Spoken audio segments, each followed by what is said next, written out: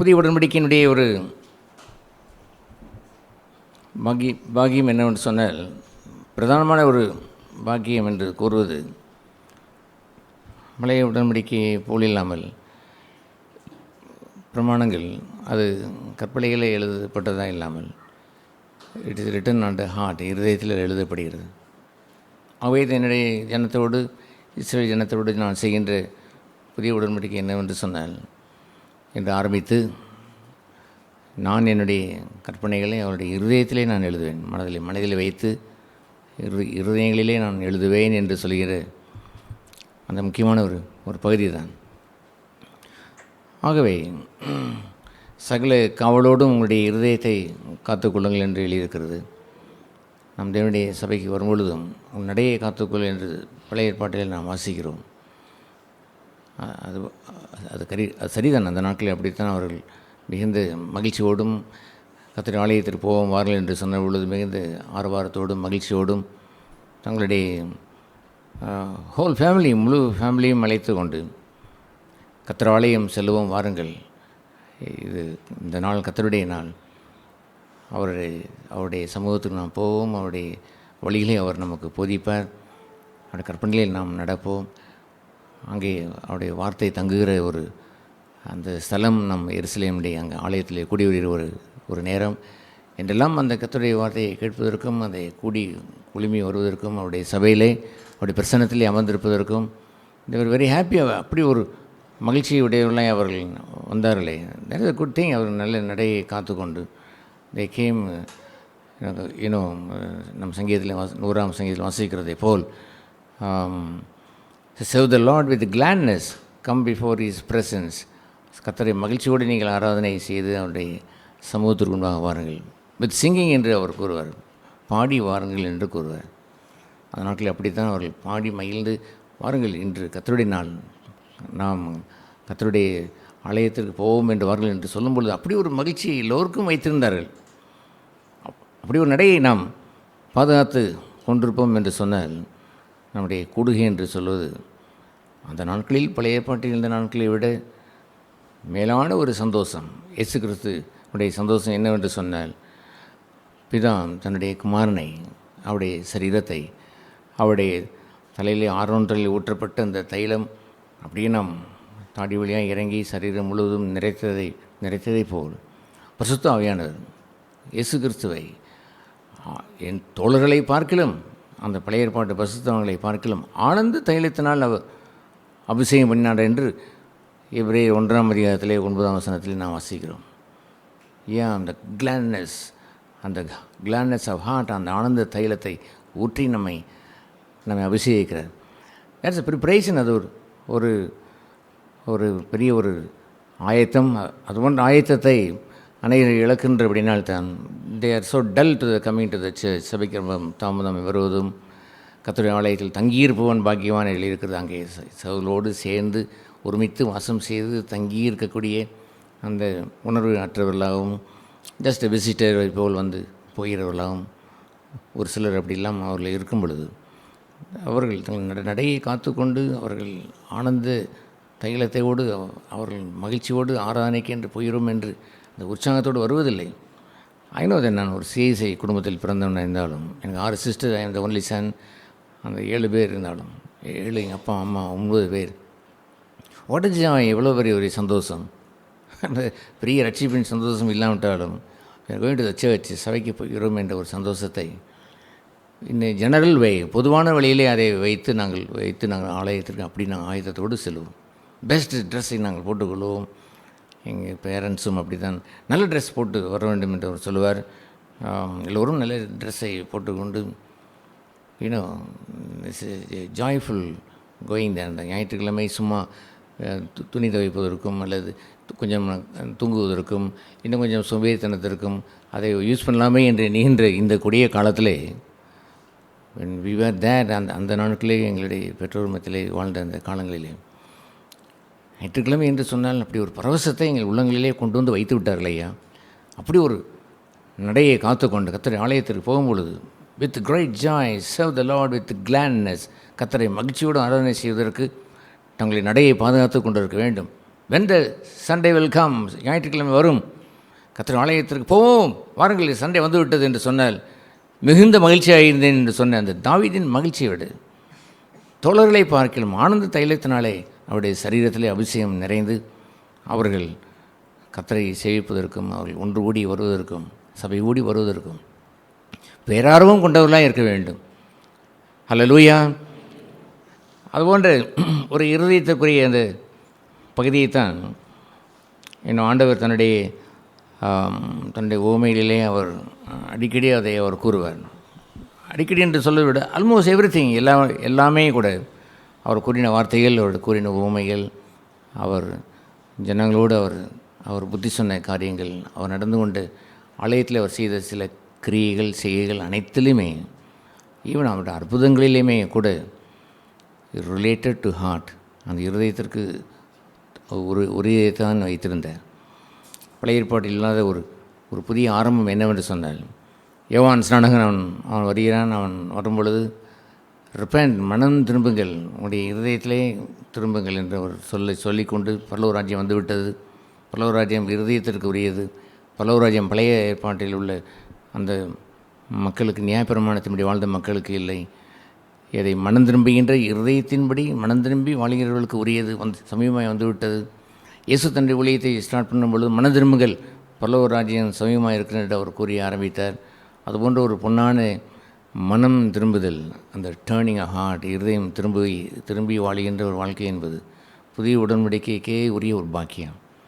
Israel ஜனங்களோடு செய்த அந்த உடன்படிக்கையை நிறைவேற்றின ஆண்டவர் இயேசு, புதிய உடன்படிக்கையை நிறைவேற்றின அந்த இயேசு he showed the importance of the heart, அந்த இருதயத்தினுடைய முக்கியத்துவத்தை காண்பித்து அவர் முதல் செய்தியை மனம் திரும்புங்கள், இந்த ஹோல் கிங்டம் ஆஃப் காட், தேவ ராஜ்யம் அது வர வேண்டும் என்று காத்து கொண்டிருக்கிறார்கள் அந்த இஸ்ரவேல் ஜனங்கள். ஆனால் இவர்களுக்கோ பரலோக ராஜ்யம் உங்களுக்குள் இருக்கிறது, it comes in to you, உங்களுக்குள் வந்துவிட்டது, உங்கள் இருதயத்திற்குள் வந்துவிட்டது. ஆகவே ப்ரிப்பேர் யுவர் ஹார்ட், உங்கள் இருதயத்தை ஆயத்தம் செய்து மனம் திரும்புங்கள் என்ற அந்த புதிய உடன்படிக்கையை ஸ்தாபிக்க வந்த ஆண்டவர் ஹி பிகேன் இட், அதை ஆரம்பித்தார். அந்த புதிய உடன்படிக்கையினுடைய கிரியை 2000 வருடங்களுக்கு முன்பாக இயேசு இந்த பூமியிலே வந்து ஆரம்பித்து, அவரே நேரடியாய் வந்து ஆரம்பித்து வைத்தார் ஐயா, நேரே வந்து ஆரம்பித்து வைத்தார். ஆகவே புதிய உடன்படிக்கையினுடைய அந்த முக்கியத்துவமாகிய லுக்கிங் இட் யுவர் ஹார்ட், உங்கள் இருதயத்தை காண வேண்டும் என்பது இட் இஸ் ஸோ இம்பார்ட்டன்ட், மிகவும் முக்கியம். நான் அவுட் சைட் அந்த பரிசேயர்களை போல பாத்திரத்தினுடைய வெளியை நன்றாக சுத்தம் செய்து கொண்டே இருப்பார்கள், நன்றாக வெள்ளையடித்து கொண்டே இருப்பார்கள்.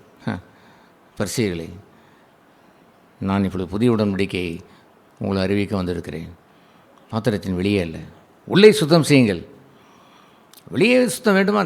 தட்ஸ் ரைட், அதுவும் வேண்டும் தான். பட் இட் ஆட்டோமேட்டிக்கலி உள்ளே சுத்தம் செய்தால் தானாகவே வெளியும் சுத்தமாகி விடும். என்ன வெளியே அடித்து கொண்டே இருக்கிறீர்கள்? உங்களுடைய அந்தரங்கத்தை பார்த்தீங்கன்னா அங்கே செத்த பிரேயத்தினுடைய அந்த நாற்றம் இருக்கிறது. நீ அடிக்கிற அந்த வெள்ளையை பாருங்கள், அத்தனையும் கல்லறையில் அடித்து கொண்டு இருக்கிறீர்கள். உள்ளேயோ பேட் ஸ்மெல், அங்கே கெட்ட வாடை இருக்கிறது, அங்கே எலும்புகள் இருக்கிறது, உயிரற்ற பிணங்கள் இருக்கிறது. அதற்கு போய் வெளியே அடித்து கொண்டு மயமாலத்தை வைத்து வெளியே வைத்து வாழாதிருங்கள். மனுஷருக்கு முன்பாக மேன்மையாக எண்ணப்படுவது தேவனுடைய பார்வைக்கு அருவருப்பாக இருக்கிறது. நாட் அவுட் சைட், வெளியே இல்லை.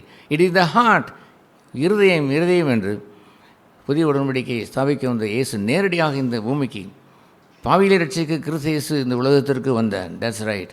ஆனால் அதை விட மேன்மையானது என்னவென்று சொன்னார், இயேசுவாண்டவர் மோசேயை போல் உள்ள வேலைக்காரனாய் அவர் அவர் as a servant of God, என்னுடைய ஊழியக்காரனாய் என்னுடைய ஆலயத்திலே அவர் எங்கும் உண்மையில்லவனாக இருந்தார் என்பதை விட அவருடைய வருகை எப்படி அதை அந்த எபிரேயர் 3 வாசிக்கிறோம். அவர் என்ன சொல்வார்?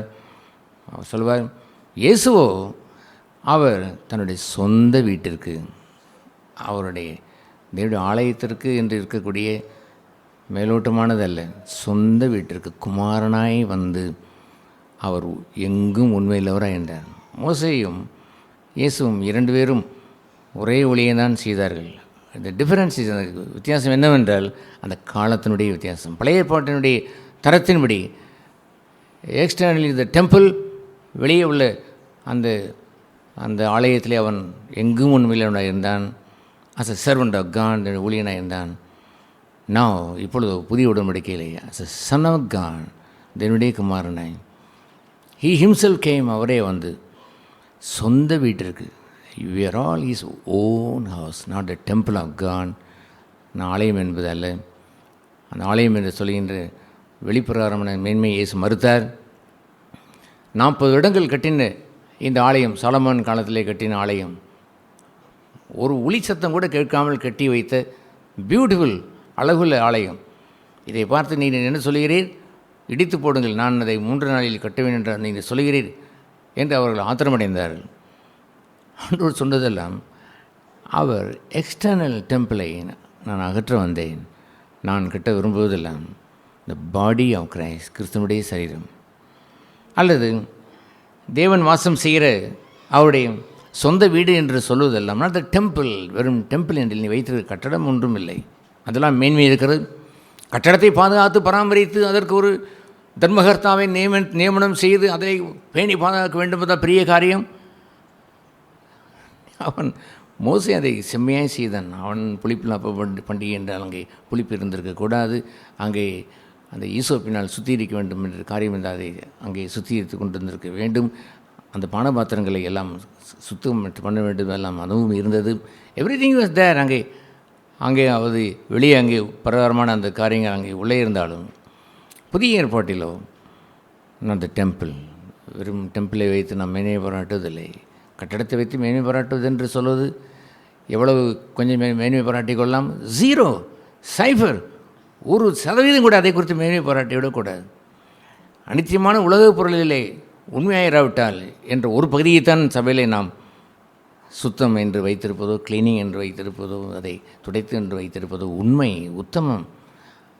அனித்தியமான உலகப் பொருளை உத்தமமாக இராவிட்டால் நித்தியத்தை உனக்கு எப்படி ஆண்டவர் தருவார்? தேவனுடைய சபையிலே என் சொந்த வீடு, என் அப்பாவின் வீடு என்ற அந்த காரியத்தில் உண்மையிராவிட்டால் எது வேணாலும் நடக்கட்டும் என்றால் இயேசு இருந்தால் அங்கே கொண்டு வந்து காசுக்காரர்களை வைத்து அவர்கள் வியாபாரம் செய்ய தொடங்கி விட்டார்களே. வேறொரு வியாபாரம் ஒன்றும் இல்லை. அந்த வியாபாரம் முழுவதும் பஸ்காவுக்கு இடுகிற அந்த பலியை விலை கொடுத்து வாங்குவதற்கு அங்கே புறாக்களையும் அங்கே ஆடு மாடுகளையும் பலியை வந்து விற்க தொடங்கி விட்டார்களே. அதை கூட ஆண்டவர் பொறுத்திருக்கவில்லை.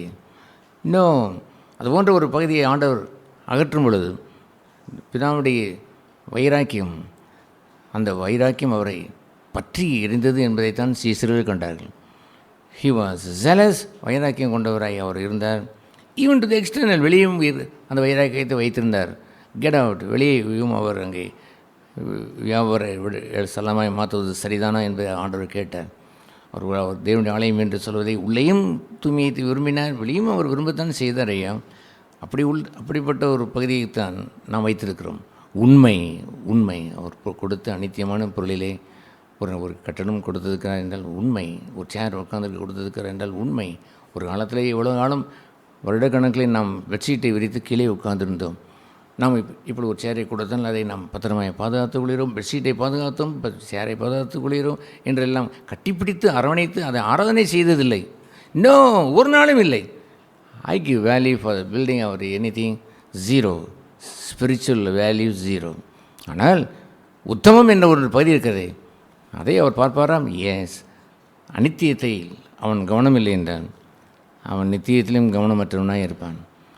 அனித்தியமான ஒரு காணிக்கை என்று உள்ள காசாக இருந்தாலும் அதில் அவன் உத்தமமாய் அதை வைத்து கர்த்தருடைய சன்னிதானத்திலே வைத்து அவன் பராமரித்து கர்த்தருடைய ஊழியத்திற்கென்று அதை செலவழித்து மேன்மைப்படுத்தி அவன் வாழாமல் இருப்பான் என்றால் அந்த நித்தியமான பரலோக பொக்கிஷங்களை அவருக்கு அவனுக்கு அவர் எப்படி தருவார்? He will never do that. ஒரு நாளும் தரமாட்டேன். அது போன்ற ஒரு இருதயத்தினுடைய அந்த ஒரு ஆயத்தம்தான் புதிய உடன்படிக்கையினுடைய ஆயத்தம். பரலோகம் வந்து இறங்குவதில்லை, உங்களுடைய இருதயம்தான். இயேசு சொன்னார், நீங்கள் பூமியிலே அல்ல பரலோகத்திலே பொக்கிஷங்களை சேர்த்து வைங்கள் என்று சொல்லிவிட்டு, அந்த பரலோகம் என்று அங்கே சேர்த்து வைப்பது என்று எண்ணிக்கொண்டிருப்பது அல்ல. உங்கள் இருதயம் எங்கே இருக்கிறதோ, உங்கள் பொக்கிஷம் எங்கே இருக்கிறதோ அங்கே எங்கே இருக்கும்? உங்கள் இருதயம் இருக்கும். அப்படின்னு என்ன அர்த்தம்? இருதயத்தில் தான் பரலோகம் இருக்கிறது. சகல காவலோடும் உங்களுடைய அந்த இருதயத்திலே பாதுகாத்து கொள்ள வேண்டும். குழந்தையர் சொல்லுவது போல், நீங்கள் இந்த மண்பாண்டத்திலே இந்த மண்பாண்டத்திலே மறிக்கும் பொழுது இந்த சரீரம் மண்ணுக்கு திரும்பவும், ஆவி தேவன் அதை தந்த தேவனிடத்திற்கு திரும்பவும், இந்த மண்பாண்டத்திலே பொக்கிஷங்களை சேர்த்து வைக்க வேண்டும் ஐயா. அது போன்ற ஒரு அற்புதம் இல்லாமல் ஆண்டவர் ஒரு மனுஷனுடைய உத்தமத்தை பார்த்து தான் செய்கிறான். அன்றாட ஜீவியத்தினுடைய நடைமுறை வாழ்க்கையிலே உள்ள உத்தமம். அவனுடைய நடை உடை, அவனுடைய ட்ரெஸ், அவனுடைய வீட்டு பரிமாறம், அவனுடைய பரிவர்த்தனை செய்கின்ற காரியங்கள், ₹1 கூட அவன் புழங்குகிறான் என்ற அந்த உத்தமம், அவனுடைய எவ்ரிதிங், அவனுடைய அத்தனை காரியத்திலையும் உத்தமம். நான் பிள்ளைகளை நான் கண்டித்து திருத்தும் பொழுது கூட, ஏன் கண்டிக்கிறேன்னு தெரியுமா? ஐ ஹேட் ஃபெய்த்ஃபுல் டு காட், தேவனுக்கு நான் உத்தமமாக இருக்க வேண்டும். ஏன் இதை நான் கணக்கு கேட்கிறேன் தெரியுமா? காசு பெரிதல்ல. அந்த ₹1 கணக்கு கேட்பதை குறித்து ஏன் சலித்துக் கொள்கிறீர்கள்? இந்த கொஞ்சத்தில் உண்மையில் இல்லை என்றால் அதிகத்திற்கு ஆண்டவர் உங்கள் அதிகாரியை வைத்திருக்க மாட்டார். கேர்ஃபுல், கவனம். ஜீவனில் தேவனுடைய சபையில் எங்கும் உண்மையாக இருக்கக்கூடிய ஒரு பகுதி இருக்கிறதா? அது போன்ற உத்தமத்துக்குரிய காரியத்தை வைத்து தான் நாம் ஆலயத்தில் உள்ள கர்த்தர் கொடுத்த ஆலயத்தில் நன்றியுள்ள இதயத்தோடு அதை பேணி பாதுகாத்து வைத்துக் கொள்கிறோம். அல்லேலூயா. ஆகவே கர்த்தர் நம்மை பன்மடங்கு அந்த அபிஷேகத்தை கொடுத்தவர். அவர் நித்தியத்துக்குரிய செல்வத்தை நமக்கு தருகிறார், நம்ம எல்லோரும் ஆசீர்வதித்திருக்கிறார். எனவே மார்க் எழுதின சுவிசேஷத்திலே 4ஆம் அதிகாரத்தில் ஆண்டவர் ஊமையை அவர் கூறும்பொழுது, this is the first parable, முதலாவது ஊமை என்று ஆண்டவர் அதை சொல்லுவார். இந்த ஊமையை நீங்கள் விளங்கிக் கொள்ளவில்லையா என்று அவர் கேட்டார். இதையே நீ விளங்கிக் கொள்ளவில்லை என்று சொன்னால், இந்த ஊமையை கூட நீ அறியவில்லை என்றால் 13ஆம் வசனத்திலே சொல்லுவார், மார்க் 4:13, அறியவில்லை என்று சொன்னால் மற்ற ஊமைகளை எப்படி அறிவீர்கள் என்று அவர் கேட்டார். ஆகவே இந்த ஊமை எங்கே தொடங்குகிறது? விதைக்கிறவனுடைய அந்த ஊமை அவர் சொல்லியிருந்தது பகுதி எங்கே அவர் தொடங்குகிறார்? த இம்பார்ட்டன்ட் திங் இஸ், இருதயத்திலே விதை விழ வேண்டும். அந்த இருதயத்திலே அங்கே விதை விழுவதை வைத்துத்தான், இதை சரியாக நீங்கள் விளங்கிக் கொள்ளவில்லை என்றால் எத்தனையோ ஊமைகளை சொல்லுவேன், என்னுடைய வார்த்தையில் அனைத்தும் ஊமையில்தான், ஊமையில்லாமல் வேறொன்றும் இல்லை. ஒரு சிறுபிள்ளை அழைத்து பல்லவராஜ் இந்த சிறுபிள்ளைக்கு ஒப்பாக இருக்கிறது என்று சொன்னால் அதில் அந்த ஊமை அங்கே அவர் கூறும் பொழுது அந்த இருதயத்திலே அவர்கள் சிறியவர்களாய் மாற வேண்டும், தன்னை தாழ்த்தி இருந்திருக்க வேண்டும். வாடவர் ஈட்டு அவர் என்ன செய்தாலும் எவ்வளவு பேசினாலும் நித்தியத்துக்குரிய காரியத்தை அவரால் அப்படியே கொண்டு வந்து பேச முடியவில்லை. ஊமையைத்தான் பேசினார். ஆனால் அத்தனை ஊமைகளும் நெஞ்சுக்கு உரியது, உங்களுடைய அந்தரங்க வாழ்விற்கு உரியது, உள்ளான ஜீவியத்திற்கு உரியது.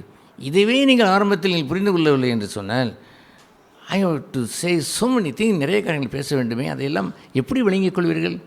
வெளியரங்கமாய்த்தான் விளங்கிக் கொள்வீர்கள். பரிசேயர்கள் விளங்கி கொண்டதை போல, என்ன இந்த ஆலயத்தை இடித்து நாங்கள் போட வேண்டுமா, இது எப்படி கட்ட வேண்டுமா என்று வெளியரங்கமாய்த்தான் அவர்கள் பேசுவார்கள். அவர்களிடத்திலே உங்களுடைய மனுஷனுடைய இருதயத்திலிருந்து நான் எல்லா கேடுபாடும் பெறப்பட்டு வருகிறது. கையை கழுவதை குறித்து என்ன பேசி கொண்டிருக்கிறீர்கள்? அதை சாப்பிடும் பொழுது ஆசன வாய் வழியாக வெளியே வந்து விடுமே என்று கேட்டபொழுது கோபமடைந்து விட்டார்கள். என்ன கை கழுவி சாப்பிடுவதை நாங்கள் கேட்டு சாப்பிடாமல் போகிறார்களே உங்களுடைய சீசில் என்று நாங்கள் கேட்ட பொழுது, ஆசன வழியாய் அது போய்விடும், இருதயத்திலிருந்து புறப்படுவது தான் வாயின் வழியாய் பிறரை தீட்டுப்படுத்தும் என்று பேசிவிட்டாரே, அப்படின்றால் எங்களுடைய வாயின் ஆசன வாயா என்று அவர்களுக்கு மனம் புண்பட்டு விட்டார்கள். எல்லாம் வெளியரங்கமாய் பார்த்தார்கள். அவருடைய ஊமையை பேசாததான், இது எல்லாம் ஊமையைத்தான் பேசினார். அந்த உவமையிலே அவர்கள் மற்றவர்கள் வெளியே விளங்கி கொண்டார்கள், சீஷர்கள் உள்ளே விளங்கி கொண்டார்கள். சகலமும் இருதயத்திற்குரியது, சகலமும் இருதயத்திற்குரியது. அதுபோன்ற ஒரு நல்ல ஒரு இருதயமாய் நம்ம எல்லோரும் மாறி இருக்க வேண்டும். இந்த கொரோனா அந்த நாட்களிலே சம்திங் சுட் ஹேப்பன், ஒரு மாற்றம் நடைபெற்றிருக்க வேண்டும் என்று சொன்னால், பிரதானமாய் முதலாவது நடைபெற்றிருந்திருக்க வேண்டும் என்றால் யுவர் ஹார்ட், உங்கள் இருதயத்தை நீங்கள் பார்த்திருந்திருக்க வேண்டும். இந்த கொரோனா காலத்திலே வீட்டு பிரச்சனை என்று, குடும்ப கேஸ் என்று ஏராளமாய் வந்து குவிந்து கிடக்கிறது என்று சொல்கிறார்கள். அது ஏனென்றால் மனுஷன் அவன் தனியாக அவன் வியாபாரத்துக்கு போய்விடுவான், அவன் டீச்சராக போய்விடுகிறான், அவன் ப்ரொஃபஸராக வேலை செய்கிறான், அல்லது கொத்தனார் வேலையை செய்ய போகிறார், அல்லது தச்சன் வேலையை செய்ய போகிறார், டயர்டாக நைட்டில் வருவார், தூங்கி சாப்பிட்டு தூங்கி விட்டு போய்விடுவார். இவர் வீட்டில் அவர் இருக்கும் பொழுது அவருடைய அந்தரங்கத்தில் உள்ள கசப்புகள், வெறுப்புகள், அவர்களுடைய சலித்த வாழ்க்கை வெளியே வந்துவிடுகிறது. கணவன் மனைவிக்கு சண்டை வருகிறது, அண்ணன் தம்பிக்கு சண்டை வருகிறது, ஒருவன் குத்தி கொள்கிறான், அவங்க பகையை அவள் கொட்டுகிறார்கள். அவருடைய இருதயம் கட்டு கிடக்கிறது என்பதை இது உடன் நாட்களிலே உலக மக்கள் வாழ்கின்ற வாழ்க்கையை வைத்து நாம் பார்த்து கொள்கிறோமே. அதுபோல் நீங்களும் ஒரு மாற்றத்தை கண்டு, அடடே கெடுபாடான இருதயம் கொண்டல்லவோ வாழ்கிறோம், நம்முடைய அன்பு போலியானதாகத்தானே இருந்திருக்கிறது.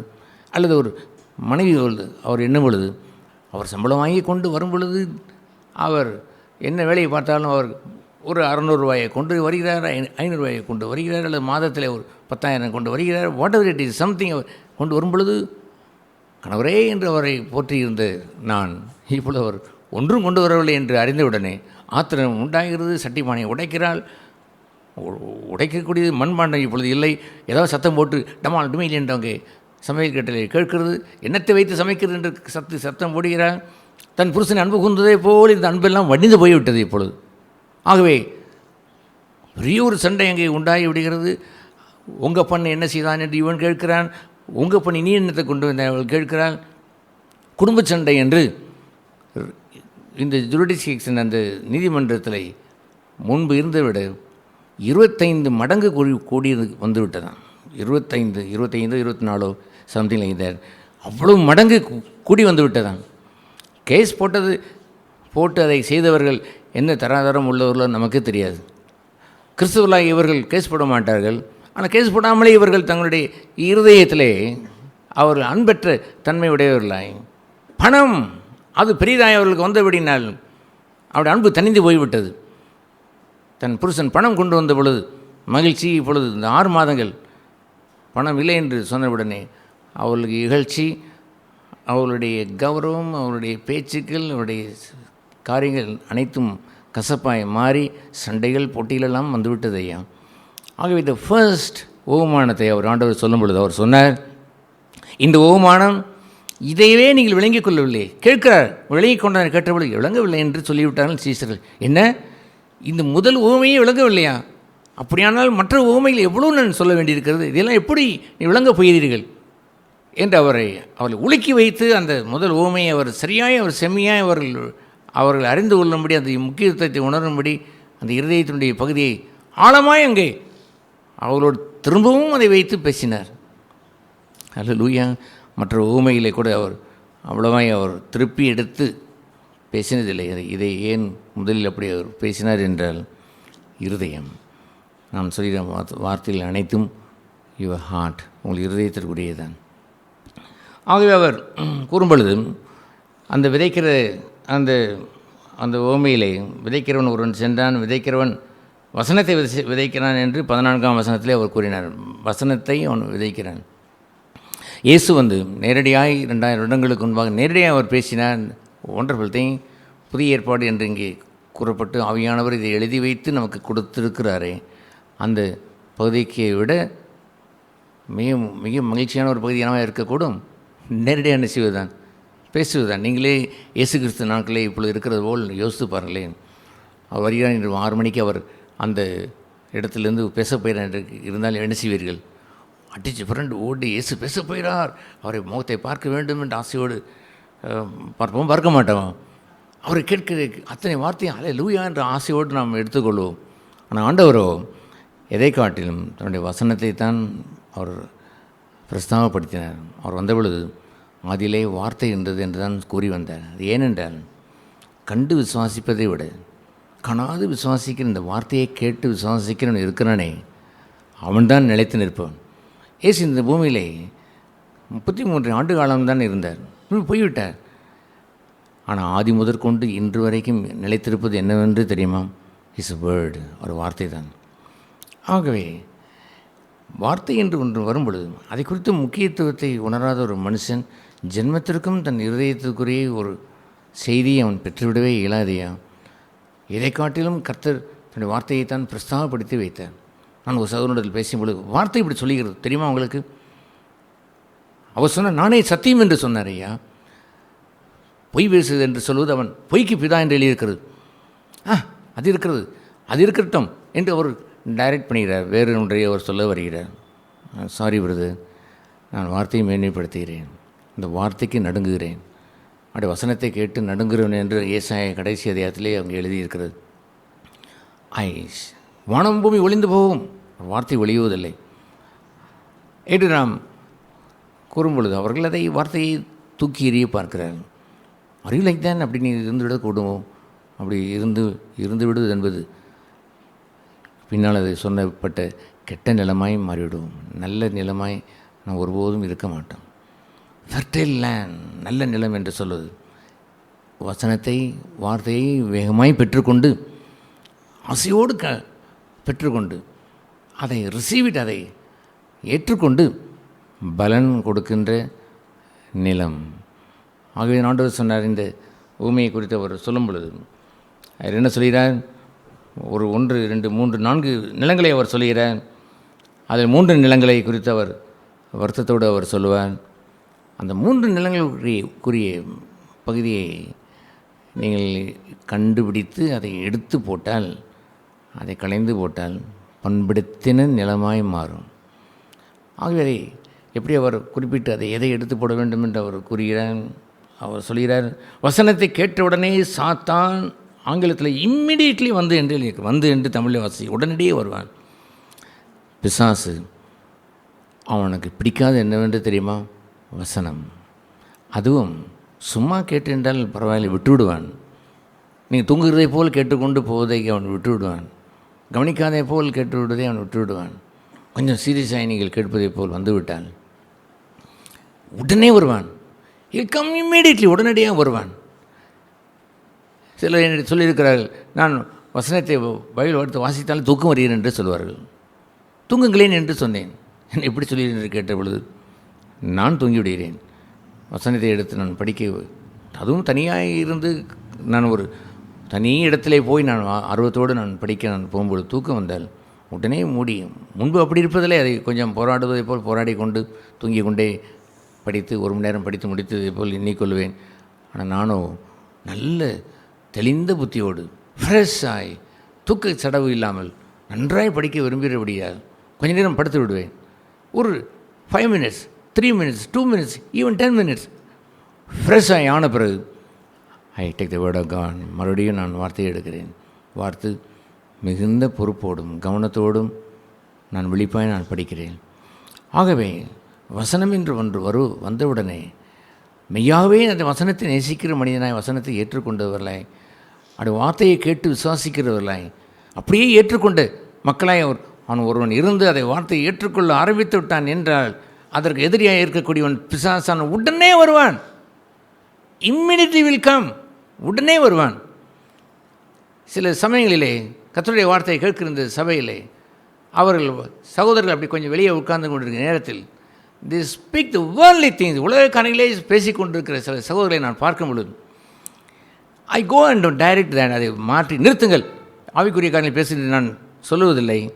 அது ஏன் என்று சொன்னால் எதுவும் கட்டாயத்தினால் வருவதல்ல, வசனத்தை நேசிக்கக்கூடிய இருதயம் வேண்டுமே என்பதற்காக அதை கொஞ்சம் சேஞ்ச் பண்ண பார்க்க முடிவு ஒன்று. சில சமயங்களில் நான் அதை சேஞ்ச் பண்ணி போகும்பொழுதும் அவர் கலைந்து போய்விடுவார்கள், அல்லது அவர்கள் அதை சேஞ்ச் ஆகாமலே பேசிக்கொண்டே உலக காரியங்களே பேசிக்கொண்டு, அரசியலை பேசிக்கொண்டு, சபையில் என்னையா அரசியல் வேண்டியிருக்கிறது. ஏதோ ஒரு நிகழ்ச்சியை குறித்து பேசுவது தவறில்லை. அங்கே எரியோ அந்த மதில் ஒன்று விழுந்ததே என்று சொல்வதிலே ஒரு கேட்டார்களே, அதை தவறு ஒன்றும் இல்லை. அதையெல்லாம் உடனே மாற்றி விட்டார். அது விழுந்தால் என்ன, அது 50 பேர் செத்தால் என்ன, தட்ஸ் ஓகே, நீங்களும் மனம் திரும்ப விட்டால் அப்படி தான் நடக்கும் என்று அப்படி அவர் கொஞ்சம் சேஞ்ச் பண்ணி கொண்டு போய் விட்டார். அப்படித்தான் இருந்ததற்கு வேண்டுமே இல்லாமல் அவர்கள் வேத வார்த்தையை அவர்கள் கேட்டுவிட்டு உடனே அதை இழந்துவிட்டு உலகத்தை பேசுகிறார்கள். அதோட தாக்கம் இருந்திருக்க வேண்டாமா? நாம் பக்தியுள்ள வாழ்க்கையை குறித்து கொஞ்சம் பேசி அதை கொஞ்சம் தண்ணீர் ஊற்றி அதை வளர்த்து கொண்டு வந்திருக்க வேண்டாமா?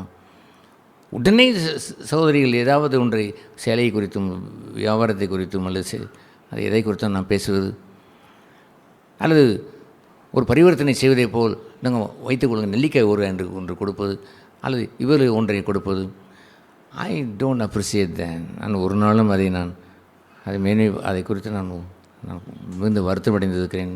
சிலரை கூப்பிட்டு கண்டித்திருக்கிறேன். இது என்ன இடம் என்று எண்ணினீர்கள்? ஒரு சேலையை கொண்டு வந்தாரலாம், அவர்களை கொடுத்து காசு இங்கே வாங்குகிறார்களாம். இது வியாபார ஸ்தலம் அல்லவா? உடனே அதை செய்கிறார்கள். அது காரணம் என்னவென்று சொன்னார், வார்த்தையை அவர் கேட்கிறார்கள். சரென்று பிசாசு வருகிறான், வார்த்தையை அவர் பாதுகாக்கவில்லை, பட்சித்து விட்டு போய்விடுகிறான், பறித்து விட்டு போய்விடுகிறான். அந்த வார்த்தை அவள் இருதயத்திலே போய் விழுவது இல்லை. ஆகவே அதை இப்படி ஆண்டவர் இங்கே அவர் சொன்னார், அவர்கள் சாத்தான் அங்கே உடனே வந்து என்று ஆங்கிலத்தில் சொல்லுவதைப் போல் சாத்தான் உடனே வந்து ஒரு இருதயங்களில் விதைக்கப்பட்ட வசனத்தை எடுத்து கொண்டு போகிறான். இவர்களே வசனம் விதைக்கப்படுகிற வழி அருகாமையில் உள்ளவர். ஒரு நிலம் என்று ஒரு விவசாய நிலம் என்று ஒன்று இருக்கும் பொழுது அங்கே காலங்கரை என்று ஒன்று இருக்கும், ஒரு மேடு என்று இருக்கும். கொஞ்சம் அதை ஒட்டி உள்ள மணலை தேக்கி வைத்து தண்ணீர் வழிந்து வருவதற்கென்று உயர்த்தி வைத்திருப்பார்கள். அந்த போன்ற வழி அருகே அவர் விதைக்கப்பட்டவர்களாக போனால் எங்கே நிலத்தில் விழுந்தது? அவர்கள் அதுபோன்று இருக்கக்கூடிய ஒரு சீரியஸ்னஸை ஒரு விளைநீ இதுவரைக்கும் இல்லாவிட்டாலும் கூட யூ ஷுட் ஹேவ் தென், அதை வைத்திருந்திருக்க வேண்டும். கர்த்தருடைய வார்த்தை என்று ஒன்று வரும்பொழுது நான் சாதாரண ஒரு கத்தோலிக்க சபையிலே அங்கே ஒரு எழுதி வைத்திருக்கிற போர்டிலே நான் பார்க்கும்பொழுது கூட வித் ரெவரன் கத்தோலிக்க சபையில் எழுதியிருக்கிறார் என்று நான் பார்க்கிறேன். It's God's word. அவருடைய மொழிபெயர்ப்பிலே நன்றாகத்தான் எழுதியிருக்கிறார். அதை கவனித்து படித்து கொண்டே நான் போவேன். I have the reverence. அதுக்கு ஒரு பக்தி வைத்திருப்பேன். அதில் சாணி அடித்திருக்கும், ரோட்டில் இருக்கக்கூடிய மண் அடித்திருக்கும். I don't bother it. அதை கவனித்து நான் படிப்பதுண்டு. சில வார்த்தைகள் என்னோடு பேசுவதும் உண்டு. ஏன் கர்த்தருடைய வார்த்தை தானே, பேசுவதற்கு வாய்ப்பு உண்டு. எத்தனை காரியத்திலே நான் இப்படிலாம் ஆங்காங்கு கிடைக்கின்ற வார்த்தைகளை வைத்தே கூட கர்த்தர் வெளிச்சத்தை கொடுத்து சபையிலே அதை பொறுப்பாக பேசும்படி செய்திருக்கிறார். ஆகவே நெவர் பி இந்த டேஞ்சரை உணராதபடி ஒரு காலம் இருந்து விடாதீர்கள். பிசாசு வசனத்தை வெறுக்கிறான். அவன் நீங்கள் சும்மா கேட்பதை போல் தொங்கிக் கொண்டு கேட்பதை போல் இருந்தால் பயக்க மாட்டான். இருதயத்தை திறந்து நீங்கள் கேட்கலாம் என்று இருக்கிற நேரத்தில் கவனமில்லை என்று சொன்னால் பறித்து கொண்டு போய்விடுவான். உங்கள் நெஞ்சத்திலே விழாதபடி செய்து விடுவான். நீங்கள் போய் வீட்டிலே சென்று ஒருவரை கேட்டு பாருங்கள், கணவன் முனை இன்று என்ன செய்தி பேசினார் என்று. கரெக்டாய் சரியானபடி சொல்லுகின்ற கணவன் இருப்பானா என்று, எத்தனை கணவன் இருப்பான் என்று நான் யோசிக்கிறேன். சரியாய் கர்த்தர் என்று வசனத்தை பேசினார் என்று சொல்லுகிற ஒரு மனைவி இருப்பாளா என்று நான் யோசிக்கிறேன். அப்படி வாழ்வு பிள்ளையிடத்தில் கேட்டு பாருங்கள், இன்று கர்த்தர் என்ன பேசினார் என்று.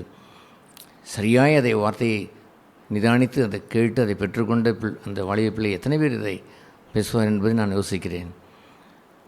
அவளுடைய இருதயத்திலே விழுந்திருந்திருக்கும் என்று சொன்னால் அதை பத்திரமாய் அதை பெற்றுக்கொண்டு சாத்தான் அதை பறிக்காதபடி பாதுகாத்திருப்பார்கள்.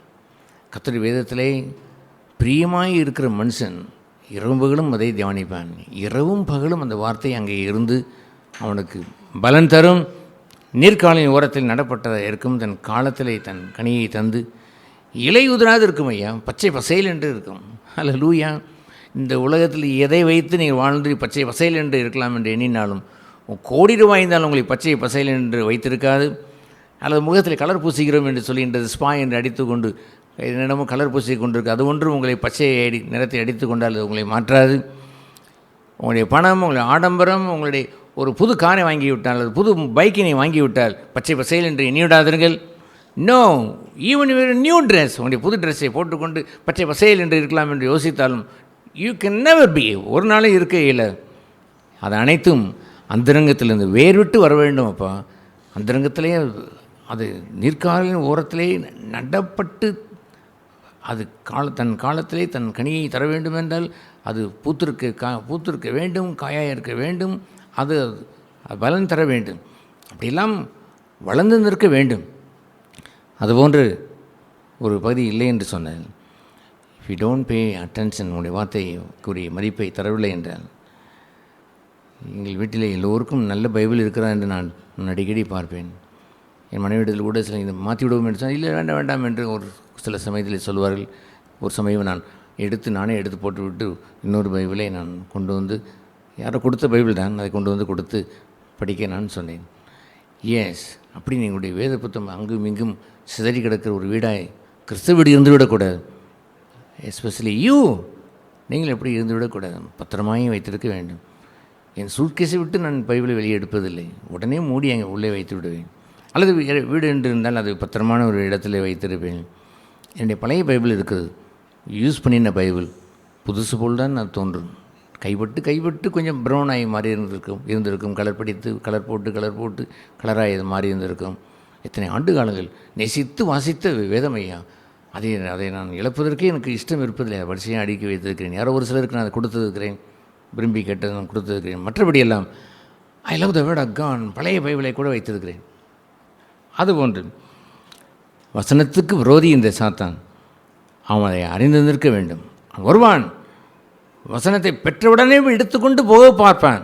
வெளிப்பாயிருங்கள், கவனமாயிருங்கள், விரோதி வந்து விடாதபடி காத்துக்கொள்ளுங்கள். உங்களிடத்தில் வந்து யாரோ ஒருவர் 1,00,000 ரூபாய் கொடுத்து விட்டு போனால் ஒரு திருடன் சடாரென்று பிடிங்கி கொண்டு போகிறான் என்று கேள்வி நீங்கள் அந்த சங்கதியை அறிந்திருந்தால் என்ன செய்வீர்கள்? போன வாரம் அப்படித்தானே எடுத்து விட்டு போய்விட்டானா, வரட்டும், அந்த விரோதி வந்தால் விடக்கூடாது என்று சொல்லி 1,00,000 ரூபாய் வந்தவுடனே பிடித்து வைத்துக் கொள்வீர்கள். ஏனென்றால் உங்களுக்கு தெரிந்து விட்டது, விரோதி ஒருவன் இருக்கிறான், இருதயத்தில் விட மாட்டான், பறித்து கொண்டு போய்விடுவான். பெற்றிருந்தால் எவ்வளவு செழிப்பாக வாழ்ந்திருக்கலாம். இத்தனை ஆண்டு காலம் நான் பெற்றிருந்து அந்த 1,00,000 ரூபாய் கணக்கு பார்த்தால் பல கோடி ரூபாய் பெற வேண்டும். அத்தனையும் போய்விட்டது. இனிமேலாவது இந்த விரோதியை நான் அனுமதிக்க மாட்டேன் என்று வசனத்தை காக்க வேண்டும் ஐயா. பணம் ஒளிந்து போகும், வானம் பூமியும் ஒளிந்தாலும் அது வார்த்தையில் ஒளிவதில்லையே. அந்த அழியாத வார்த்தையை பெற்ற மனுஷன் பாக்கியம் உள்ளவன் அல்லவோ. அவன் தன் வேதத்திலேயும் அவர் நியமனம் செய்த அவர் ஜீவனில் தேவனுடைய சபையிலையும் கர்த்தருடைய வார்த்தை என்று அவன் கேட்கும் பொழுது, அடடே இது கர்த்தருடைய வார்த்தை அல்லவோ. மீன்கள் நிறைய பிடித்து செழிப்பு உண்டான அந்த நேரத்தில் பேதுரு சொன்ன வார்த்தையை எனக்கு பிடிக்கும், திஸ் இஸ் லார்ட், இது கர்த்தர். இப்படி செய்வது யார் தான் செய்வார்? கர்த்தர் தான் செய்வார்.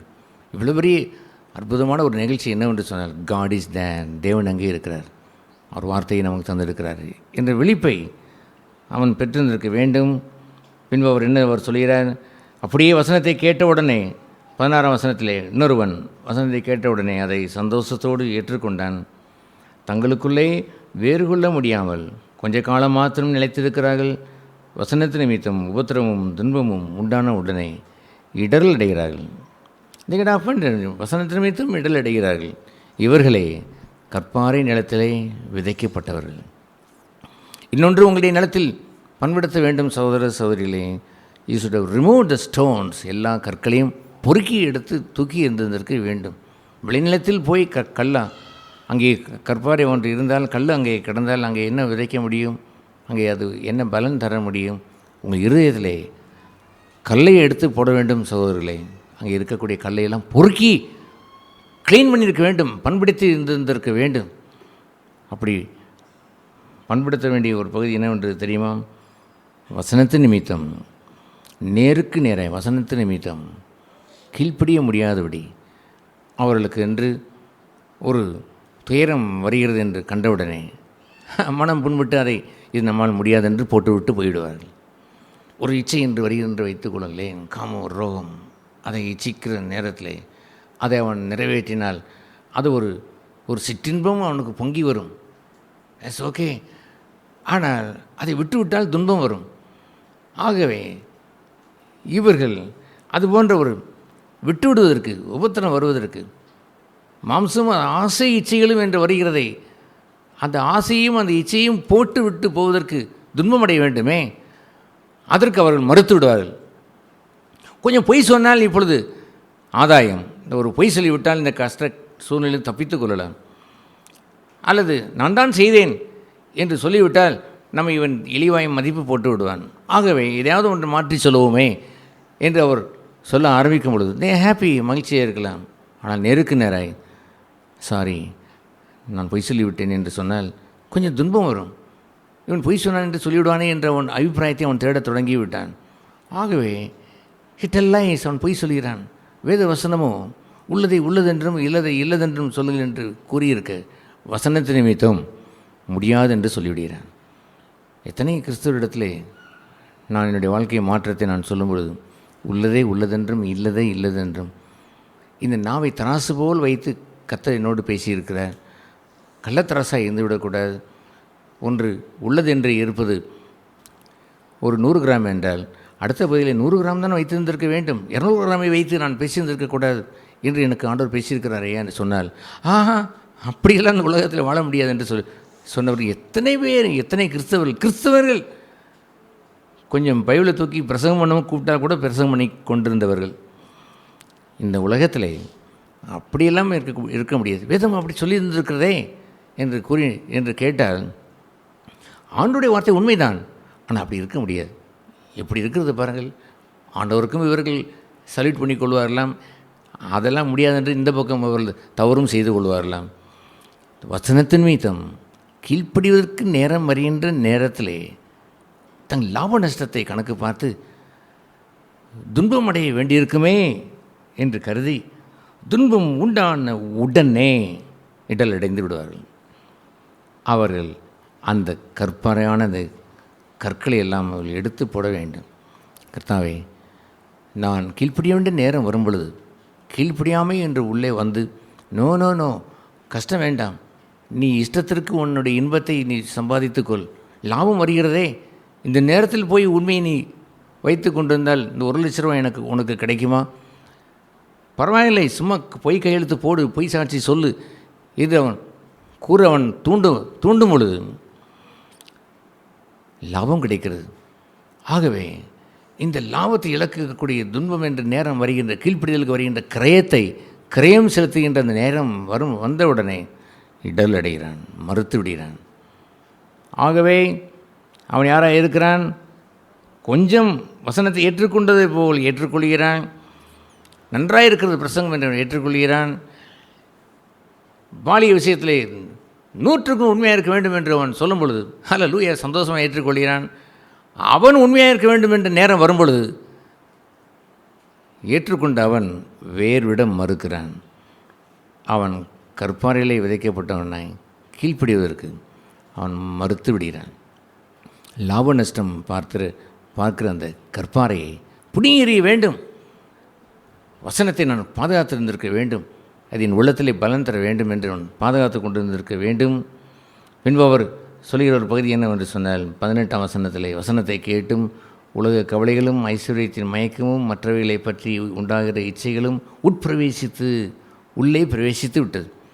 தன் இருதயத்தை இவன் காவல் காக்காதபடினால் உள்ளே முள் போவதை போல் சில முள்ளுகள் போய்விட்டது. முள் என்று சொல்வது ஒன்றை நீங்கள் எதையும் விடுவதை விட ஒரு முள்ளை தள்ளிவிட்டால் சரட்டென்று உள்ளே போய்விடும். அதுபோல் உள்ளே போய் பிரவேசித்து விட்டது இந்த முள். இது முள் என்று உங்களுக்கு தெரியுமா?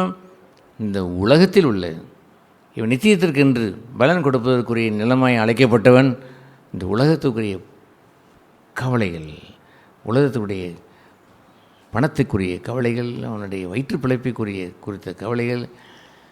இயேசுவார் சொன்னார், இந்த அப்பத்தை இந்த கல்லை அப்பமாய் மாற்றி புசியும் என்று சொன்ன பொழுது, நோ, நான் தேவனுடைய வாயிலிருந்து புறப்படுகின்ற ஒரு வார்த்தையினாலும் பிழைக்கிறவன். ஆகவே என்ன ஆகும்? சாப்பாடு கிடைக்காது. குறுக்கு வழியில் நான் சென்று இந்த கவலையை மாற்றிக்கொள்ளலாம் என்று சென்று நான் ஒன்றும் செய்ய போவது இல்லை. கர்த்தருக்கென்று நான் நின்று நான் வாழ்வேன் ஐயா என்று அவன் நிற்பான் என்றால் என்ன நடக்கும்? பசி அங்கேயே இருக்கும். பசி தொடர்ந்தால் என்ன நடக்கும்? செத்தும் போவான். ஏசு என்ன சொன்னா தெரியுமா? செத்தாலும் சாவேன். ஒரு உண்மை அறிந்து கொள் பிசாசானவனே, என்னுடைய உணவு என்று சொல்வது இந்த வெளியே உள்ள உணவு மாத்திரமல்ல, தேவனுடைய வார்த்தையின்படி பிழைக்கின்ற ஒரு வாழ்க்கை இருக்கிறது. அதுதானப்பா எனக்கு உணவு. The real food is there. அந்த உணவை விட்டுவிட்டு நீ சொல்கின்ற குறுக்கு வழியில் இந்த கல்லை அப்பமாய் நான் மாற்றி நான் புசிக்க வேண்டும் என்று மறுத்து ஐ வில் டை, செத்தாலும் சாவேன். ஒரு ஸ்திரீ இச்சையோடு பார்க்கிறவன் எவனும் என்று சொல்வது 2 கண்ணினால் பார்ப்பது சாதாரணமான பார்ப்பது. அவன் வஞ்சகத்தோடு இருதயத்திலே அவன் பார்ப்பது என்று ஒரு கண்ணாய் பார்ப்பது, ஒற்றை கண்ணாய் பார்ப்பது, மறைத்து வைத்து பார்க்கிறான் அந்த இச்சையை. ஆண்டவர் என்ன சொல்லுவார்? என் வசனத்தில் நீ கீழ்ப்படிந்து இப்படி போல் இச்சையோடு பார்க்கிற நேரம் வரும் பொழுது கண்ணை பிடுங்கேறி என்று அவர் சொல்லுவார். பிடிங்க தான் செத்து போய்விடுவேனே, சாகு. செத்தால் என்ன? சாகு. கோதுமை மணி நிலைத்து விழுது செத்தான் ஒளியே என் ஆண்டவர் சொல்லவில்லையா? இந்த உலக வாழ்க்கைக்கு சாக வேண்டியதானே? இந்த உலகத்தின் கவலைக்கு எனக்கு ஏன் இடம் தர வேண்டும்? செத்து போகட்டுமே அந்த உலக கவலை. பிடுங்கேறி என்று ஆண்டவர் சொன்னார். இவர்கள் அதை செய்யாதபடினால் முள் உள்ளே போய்விட்டது.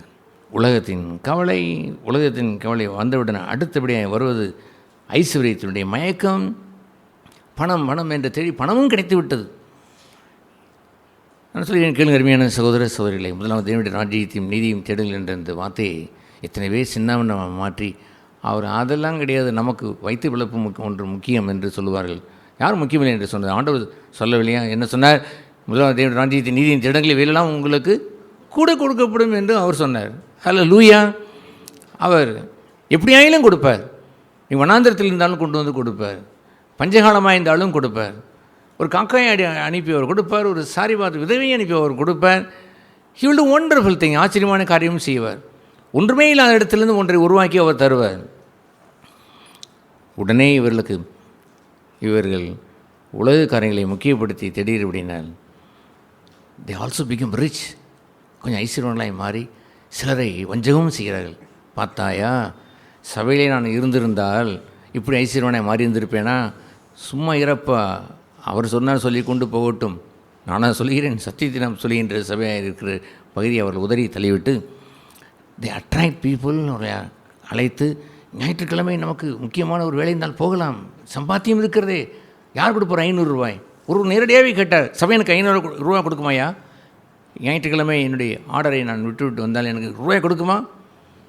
மற்ற நாட்கள் ஆர்டர் வருவதில்லையா? வருகிறது, ஆனால் ஞாயிற்றுக்கிழமை ஆர்டர் வந்து விட்டதே, போக வேண்டுமே என்று கேட்பதை வைத்து தி அஃபண்டர் அவர்கள் போய் விடுகிறார்கள்.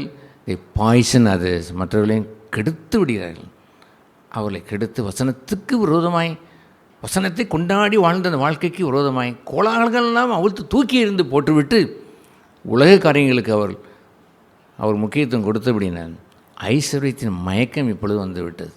ஒன்று உலகத்தினுடைய கவலை, உள்ளே இறங்குகிறது, மெல்ல இறங்குகிறது. அந்த ஐஸ்வர்யம் என்ற மயக்கம் பெரிய ஓட்டையை அங்கே உள்ளே சொல்லட்டி அங்கே போட்டு பணம் வந்து விட்டது. இப்பொழுது சபையில் இருந்தால் இப்படி கிடைத்திருக்குமா என்று சொல்கிறான். எத்தனை கோடி பணம் இருந்தால் என்ன? அவன் உள்ளத்தில் மகிழ்ச்சி இருந்ததாம். அவன் கண்களில் இப்பொழுது பாருங்கள், அவனுடைய கண்களில் தூய்மை இருக்கிறதாம், பசுத்தம் இருக்கிறதாம், அவன் நெஞ்சத்திலே சமாதானம் இருக்கிறதாம். அவன் வீட்டில் தான் அவன் அந்த பணத்தை வைத்து எண்ணத்தை சம்பாதித்தான். சண்டையும் போட்டியும் தான் அவன் வைத்திருக்கிறான். அகங்காரமும் பெருமையும் ஆணவமும் கொண்டு தாண்டவமாடி அவன் இருக்கிறான். சில சகோதரர்களையும் கெடுத்து விட பார்க்கிறான். ஐஸ்வர்யத்தின் மயக்கம் இப்பொழுது அவர்களை சுழல வைத்து விட்டது. அது என்ன காரியம்? இவர்கள் அந்த முல்லை உள்பிரவேசிக்க விட்டுவிட்டார்கள். முள் உள்ளே அப்படி பிரவேசித்து விட்டது. அவரை தொடர்ந்து அவர் சொல்லி வசனத்தை நெருக்கி போட, எல்லாம் காரியம் என்னவென்றால் வசனத்தை அமுக்கி போட வேண்டும். வசனத்தின்படி வாழ்ந்து விடக்கூடாது, இவன் வசனத்தின்படி பிழைத்து விடக்கூடாது. வசனத்தின்படி செத்தாலும் சாவேனே அல்லாமல் குறுக்கு வழியிலே பணம் சம்பாதிக்க மாட்டேன், கல்லை நான் அப்பமாய் மாற்ற மாட்டேன் என்று அவன் சொல்லாதவன். அதை அவன் நெருக்கி போடுவதற்கு என்னவெல்லாம் செய்ய வேண்டுமோ அத்தனையும் அவன் செய்வான். அல்லேலூயா. அவன் அதை செய்து முடித்த பிறகு ஆண்டவர் சொல்வதெல்லாம் டேக் அவே தட் தான், முள்ளை எடுங்கள், உங்களுடைய இருதயத்தில் உள்ளே நுழைந்து விட்டு உட்பிரவேசித்து விட்டு முல்லை பிடுங்கி எடுக்க வேண்டாமா? களை எடுக்க வேண்டாமா? எத்தனை களை எடுப்பு எடுத்தீர் என்று ஒரு நெல் பயிரிட்டு முடித்து அறுவடை செய்த பொழுது ஒரு ஏக்கரில் அவன் 50 மூடை அவன் 50 மூடை அறுத்தான். இன்னொருவன் 90 மூடை அவன் அறுத்தான். அவன் கேட்டவள் அவன் சொன்னான், எத்தனை களை எடுத்தீர்கள் என்று கேட்டான். 12 களை எடுத்தேன் அவன் சொன்னான். நீங்கள் எவ்வளோ களை எடுத்தீர்கள்? நான் 3 களை தான் எடுத்தேன். 12 களை எடுத்தவனுடைய தோட்டம் 90 மூடை எடுத்ததையா? ஒரு 3 களை எடுத்தவன் அவனுடைய பாதிக்கு பாதி கிட்டத்தட்ட 50 மூடை தான் அவன் அறுவடையை அவன் செய்தான். களை எடுத்திருக்க வேண்டும், முல்லை பிடுங்கி இருந்ததற்கு வேண்டும். அவன் அதை கொத்துவான் வைத்து ஆட்களை வைத்து நியமனம் செய்து பிடுங்கி எடுங்கள் என்று பிடுங்கி அவன் எரிந்ததற்கு வேண்டும். அந்த நெல் மணியிலே அவன் பயிரிடுகிற நேரத்தை, அவன் அறுவடை செய்கிற நேரத்தை அவன் எண்ணி பார்க்கிறான். தன்னுடைய நெல் மணியில், ஒரு நெல் மணியிலே 100 நெல் இருக்கிறது, இன்னொரு நெல் மணியிலே 200 நெல் இருக்கிறது. எப்படிப்பா இதில் நெல் பிடிப்பு இப்படி வந்தது என்று கேட்டால், களை எடுத்து வைத்து பண்படுத்தி வைத்தான் ஐயா. அப்படி இல்லாமல் அப்படிலாம் களை எடுக்கக்கூடிய நேரம் என்னவென்று உங்களுக்கு தெரியுமா? கோ டு காட், தேவனிடத்தில் நாம் செல்ல வேண்டும். இருதயத்திலே களை எடுக்கிற ஒரே அந்த அனுமதி கொண்டவர் ஆண்டவர் தான். இருதயத்தை சோதித்து பார்க்கிறவர். தினசரி ஐ கோ டு காட், நான் தேவனிடத்தில் நான் சென்று தினசரி களை எடுக்கிறேன். என் நெஞ்சத்தில் உலக கவலை என்று உள்ளே விழுவதற்கு நான் அனுமதித்ததில்லை. உலக கவலையோ அல்லது ஊழியத்தின் கவலையோ யாதொரு கவலையும் வரும். உங்களுடைய கவலையெல்லாம் அவரிடத்தில் கொண்டு என்ன செய்து விடுங்கள், வைத்து விடுங்கள். ஐ லீவ் இட் தேர். அதையெல்லாம் கொண்டு போய் ஆண்டவரிடத்தில் கொடுத்து டேக்ஸ் அவே, அதையெல்லாம் அவர் எடுத்து விடுகிறார். உள்ளே பிரவேசிக்கிறது அந்த ஐஸ்வர்யத்தின் மயக்கமோ அல்லது உலக கவலைகளோ, வாழ்வோ அல்லது சாவோ அல்லது துக்கமோ அல்லது துன்பமோ அல்லது இன்பமோ ஒன்றும் சேதப்படுத்தாதபடி வசனம் பத்திரமாய் வாழ்வதற்கு அதற்குரிய விரோதமான கலைகளெல்லாம் பிடுங்கி இருந்திருக்க வேண்டும். அப்படி நீங்கள் செய்வீர் என்று சொன்னார் ஆண்டவர் சொன்னார். அது வசனத்தை கேட்டு ஏற்றுக்கொண்டு 1 30, 1 60, 1 100 பலன் கொடுக்கிறார்கள். இவர்களை நல்ல நிலத்தில் விதைக்கப்பட்டவர்கள். ஹல்லேலூயா. நம்ம எல்லோரும் இப்பொழுது ஒரு விவசாய, ஒரு திருவாரூர் அல்லது நன்னிலம் போன்ற ஒரு சபையை நாம் இருப்போம் என்று சொன்னால், எல்லோரும் விவசாயிகளாக தான் இருப்போம். விவசாயிகளாக கூடுகிற ஒரு சபை என்று இருக்கிறது. ஏன் அப்படி? அங்கே இரவாஞ்சலில் எல்லோரும் விவசாயி தான் அங்கே கூடி வருகிறார்கள். அதுபோன்று விவசாயிகளாய் விவசாயம் பண்ணுகிற இடத்தில் கூடுகின்ற மக்களுக்கு நன்றாகவே புரிந்து கொள்ளும். என்ன புரிந்து கொள்ளும்? நல்ல நிலம். மண்ணை பாருடா, இந்த மண் பொன் விளையும் பூமியிடா.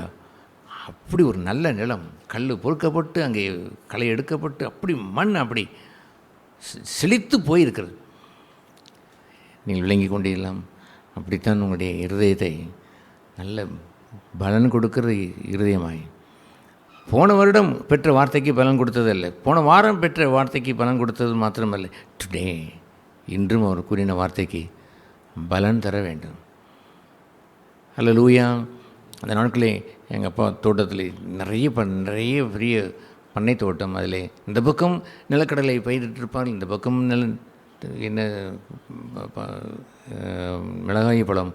மிளகாயத்தை பயிரிட்டிருப்பார்கள். இந்த பக்கம் அங்கிட்டு போனால் காடு என்று ஆரம்பித்தோடும் பருத்தியை பயிரிட்டிருப்பார்கள், துறையை பயிரிட்டிருப்பார்கள், உளுந்து பயிரிட்டிருப்பார்கள். எங்கள் அப்பா வர வர வைத்து காலத்தில் அதையெல்லாம் பயிரிட்டு விட்டார்களே. அதுபோல் நேற்று பயிரிட்டது போதுமா? Today also God gives me word. எனக்கு வார்த்தையை தருகிறார், நான் அதை விதைக்கிறேன், அதில் பலன் வருகிறது. அதில் பலன் வருகிறது ஐயா. எங்கப்பா அந்த காலத்தில் வீட்டிலே இந்த பக்கம் நெல் முடை அடுக்கி இருக்கும், இந்த பக்கம் உளுந்து முடை அடுக்கி இருக்கும், இந்த பக்கம் தோரம் முடை அடுக்கி இருக்கும். இங்கே பஞ்சு பெரிய ஒரு அந்த வீட்டில் ஒரு அறையிலே பஞ்சாய அடைத்து வைத்திருப்பார்கள். செல்வம் சேர்ந்திருக்கும். பரலோகத்திலே செல்வத்தை நீங்கள் சேர்த்து அறுவடை செய்திருந்திருக்கலாம். அது 30, 100, 60, 100 நீங்கள் எடுத்திருந்திருக்கலாமே. இருதயம், அந்த இருதயத்தில் நல்ல இருதயமாய், பண்பட்டு இருதயமாய் இருக்க வேண்டும். பொய் சொல்லாத நேர்மையுள்ள இருதயமாக இருக்க வேண்டும். நல் மனசாட்சி என்று ஆண்டவர் இதற்கு இணையாய் பவுல் அங்கே இதை எடுத்து கூறுவார். என்ன மனசாட்சி? நல்ல மனசாட்சி.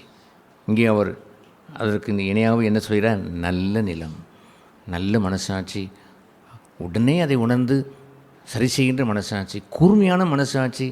மனசாட்சியிலே கொஞ்சம் தவறு ஏற்பட்டாலும் அதை சலனம் அடைந்து அதை சரி செய்கின்ற மனசாட்சி, நேர்மை கொண்ட மனசாட்சி, உடனே அதை காரியங்களை தேவனுக்கு முன்பாகவும் தேவனுடைய வசனத்திற்கு முன்பாகவும் தேவனுடைய சபைக்கு முன்பாகவும் ஒப்புரவாகி சரி செய்து அதை ஸ்டெடியாக வைத்துக்கொள்ளக்கூடிய மனசாட்சி, நல்ல நிலம். அந்த நல்ல நிலத்தை ஆண்டவர் சொல்லும் பொழுது சொல்வார், விளக்கு தண்டின் மேல் வைக்கிறதற்கே அன்றி மரக்காலின் கீழேயோ அல்லது கட்டிலின் கீழேயோ வைத்திருப்பதற்கு அல்ல. அதற்காக கொண்டு வருவார்கள். எங்கே அவர்கள் விளக்கை ஒன்று வைத்தால், விளக்கு என்று வந்துவிட்டால் எங்கே வைப்பார்கள் அவர்கள்? மரக்கால் என்று சொன்னால் வியாபாரம், அதை கொண்டு போய் அவர்கள் தங்கள் வியாபாரத்தோடு சேர்த்து வைத்து கொள்ள முடியுமா? நோ. உலக ஆதாயத்துக்கு என்று வைத்துக்கொள்ள முடியுமா? No, they can do that. கட்டிலின் கீழே கொண்டு வந்து வைத்துக்கொள்ள முடியுமா? கட்டில் என்றால் உலகத்தினுடைய சொகுசு, உலகத்தினுடைய ஆடம்பரம், உலகத்தினுடைய லாபம், அதோடு கொண்டு வந்து சேர்த்து வைத்துக்கொள்ள முடியுமா? No, no one will do that. ஒருவனும் செய்ய மாட்டான். பத்திரமாய் விளக்கு தண்டிலே வைத்து அதை அந்த வீட்டிலே தூக்கி வைத்திருப்பான். அவன் அந்த 22ஆம் வசனத்திலே, வெளியரங்கமாகாத அந்தரங்கம் யாதும் ஒன்றும் இல்லை, வெளிக்கு வராத மறைபொருளும் இல்லையப்பா. வெளிச்சம், அந்த பலனானது எல்லோருக்கும் தெரியும், எல்லோரும் காணும்படி அந்த வெளிச்சத்தை இன்னொரு சூசையில் வாசிக்கும் பொழுது அந்த மரத்தண்டை விளக்குத்தண்ணில் வைப்பார்கள். வீட்டில் உள்ள அனைவரும் அந்த வெளிச்சத்தை காண்பார்கள். Everybody is blessed. அந்த வீடு முழுவதும் ஆஸ்வதிக்கப்பட்டது. உங்களுடைய பொண்ணும் பொருளை வைத்து அல்ல, பலன் கொடுக்கின்ற நல்ல நிலத்தை உடையவன் கர்த்தருக்கென்று பலன் தந்து வாழ்கின்ற அப்படின்னால் ஹி பிளஸ் த ஹோம். தன் வீட்டை ஆஸ்வதிப்பான். அந்த வீடு செழித்த வீடாய் அது மாறிவிடும். அது ஏனென்றால் வசனத்திற்கு மதிப்பு கொடுப்பவர்கள், வசனத்திற்கு மேன்மை பாராட்டுகிறவர்கள், எதை காட்டிலும் வசனத்துக்கு உயர்த்தியிருப்பவர்கள், எது ஒளிந்தாலும் வார்த்தை ஒழியாது என்று சொன்னவர்கள். இயேசு கிறிஸ்துவே அவர் சொன்ன வார்த்தையை விட ஆதியிலே வார்த்தை இருந்த அந்த வார்த்தை தான் அவர் என்று அந்த வார்த்தையும் இயேசுவையும் நேரடியாக பேசினதைப் போல இயேசு கொடுத்த வார்த்தையை அப்படியே விசுவாசித்தவர்கள். வார்த்தை வேறு, இயேசு சொன்னது வேறு என்று இல்லை, அப்படியே அதை ஏற்றுக்கொண்டவர்கள். அவர்களுடைய வாழ்க்கையிலே எதுவும் மறைந்திருக்காது. நீங்கள் விளைந்த விளைச்சலை கூட மறைத்து நீங்கள் 30 முறை 20 முறை அல்லது சாவி போன ஒன்றுமில்லாத அறுவடை என்று வைத்து கொள்ளலாம். ஆனால் அந்த அறுவடை எப்படி அவர் சொன்னார்? விளக்கு என்று சொன்னார். அந்த விளக்கு தண்டை மறைத்து வைக்க இயலாது. அதை மறைத்து அதற்கு அவன் வாழ்கிறான். விளக்கு தண்டை பெற்றவன் அவன் உலகத்தினுடைய மோகத்தை அவன் விரும்புவானான். கட்டிலுக்கடியிலே கொண்டு வைப்பானால் வியாபாரத்தை அதை சேர்த்து வைத்துக் கொள்ளலாம், இதுவும் அதுவும் சேர்ந்து கொள்ளலாம் என்று எண்ணி அவன் மரக்காலிலே கொண்டு வந்து வைப்பான். நோ, தன் வீட்டிலே வைப்பான். விளக்கு தண்டு அங்கே பிரகாசமாக அங்கே எரியும். மறைவானது அங்கே ஒன்றும் இருப்பதில்லை. கேட்கிறதற்கு ஒருவன் காதுள்ளவனாக இருந்தால் கேட்க கடவன். பின்னும் அவர்களை நோக்கி, நீங்கள் கேட்கிறதை கவனியுங்கள். எந்த அளவினால் நீங்கள் அளக்கிறீர்களோ அந்த அளவினால் உங்களுக்கு அளக்கப்படும். கேட்கிறவங்களுக்கு அதிகம் கொடுக்கப்படும். உள்ளவன் எவனோ அவனுக்கு கொடுக்கப்படும், இல்லாதவன் எவனோ அவனிடத்து உள்ளதும் எடுத்துக்கொள்ளப்படும் என்று எவ்வளவு சீரியஸாக அதை பேசினார். எவ்வளோ ஆழமான வார்த்தைகள். எத்தனை நாம் இன்னும் 1 மணி நேரம் இருந்தால் நான் இது பேசிக்கொண்டு தான் நம்ம இருக்கலாம். அதுபோன்று அவர் ஆண்டவர் சொன்னார், கேட்கிற விதத்தை குறித்து கவனமாக இருங்கள். கவனமாக இருந்து அதற்கு பலன் கொடுங்கள். உள்ளதற்கு நீங்கள் கேட்கிற காதலாய் கீழ்ப்படிந்து நீங்கள் வாழ்ந்திருந்தால் அதிகமும் உங்களுக்கு கொடுக்கப்படும். அடுத்த விளைச்சலுக்குரிய ஒரு பகுதியை ஆண்டவர் அந்த தோரை விதையை அவர் கொடுப்பார். அடுத்து உளுந்து விதையை கொடுப்பார். அடுத்து அந்த பருத்தி விதையை அவர் கொடுப்பார். அடுத்து அந்த பல்வேறு விதைகளை அவர் கொடுத்து செழித்து போயிருக்கும்படி செய்வார். உங்களுடைய வெளிச்சம் பிரகாசமாய் அங்கே பிரகாசித்து விடும். கேட்பதற்கு காதுள்ளவர்களாய் இருங்கள். ஹல்லேலூயா. பரிசுத்த ஆவியானவர் இன்று சொல்லப்படும் நாளளவிற்கும் பரிசுத்த ஆவியின் சத்தத்திற்கு செவி கொடுங்கள். அவரும் பேசுவது கர்த்தருடைய வார்த்தையை தானே பேசுவார். அதுபோலவே இன்று சொல்லப்படும் நாளளவிற்கும் ஒருவருக்கொருவர் புத்தி சொல்லுங்கள். அந்த 2 பகுதியும் அதே எபிரேயர் 3ஆம் அதிகாரத்தில் அவர் அதை எடுத்து அவர் கூறினார், இந்த 2லேயும் நீங்கள் கவனமாக இல்லை என்றால் உங்கள் இருதயம் கடினப்பட்டு போய்விடும், உங்கள் நிலம் கெட்டு போய்விடும் என்று சொன்னார். உங்களுடைய நல்ல நிலத்தை பலன் தரக்கூடிய இருதயமாய் பாதுகாக்க வேண்டும் என்றார். இன்று சொல்லப்படும் ஒவ்வொரு நாளும் த ஹோலி ஸ்பிரிட் ஸ்பீக் பரிசுத்த ஆவியானவர் பேசுவார். இது பாவம் என்று அறிந்த ஒரு மனுஷன் அவன் இன்னொருவனுக்கு அதை எடுத்து சொல்லும் பொழுது அவன் அதை கேட்க மனதில்லை. ஏனென்றால் அவனுக்கு பரிசுத்த ஆவியினுடைய இல்லை, இவன் பரிசுத்த ஆவியின் சத்தத்தை கேட்டவன். ஆகவே ஒருவருக்கொரு புத்தி சொல்லுகின்ற ஒரு இடம் ஒன்று வருகிறதே, அதற்கு நாம் செவி கொடுக்க வேண்டுமா? Yes, he has heard that. அதை கேட்டிருக்கிறான், அவன் எச்சரிக்கை அடைந்திருக்கிறான். புத்திமதியை கேட்கிற ஒரு மனிதனாய் அவன் இருக்க வேண்டும். நீ ஒருவருக்கு ஒருவர் நாள்தோறும் புத்தி சொல்லு என்று எழுதியிருக்கிற அந்த பகுதியானது சபைதான் பிரதானமானது. சபை ஏன் ஆண்டவர் வைத்திருக்கிறார்? நீங்கள் சபைக்கு வரும்பொழுது என்று 1 கொரிந்தியர் 14ஆம் அதிகாரத்தில் வாசிக்கும் பொழுது நீங்கள் எல்லோரும் கர்த்தருடைய வார்த்தையை நீங்கள் தீர்க்க தரிசனத்தை போல் சொல்ல வேண்டும். தீர்க்க தரிசனம் சொல்லுகிறவன் அதை புத்திக்கும், அதை ஆறுதலுக்கும், அதை கடிந்து கொள்ளுதலுக்கும், போதனைக்கும் அவன் எடுத்து அவன் பேசுகிறான்.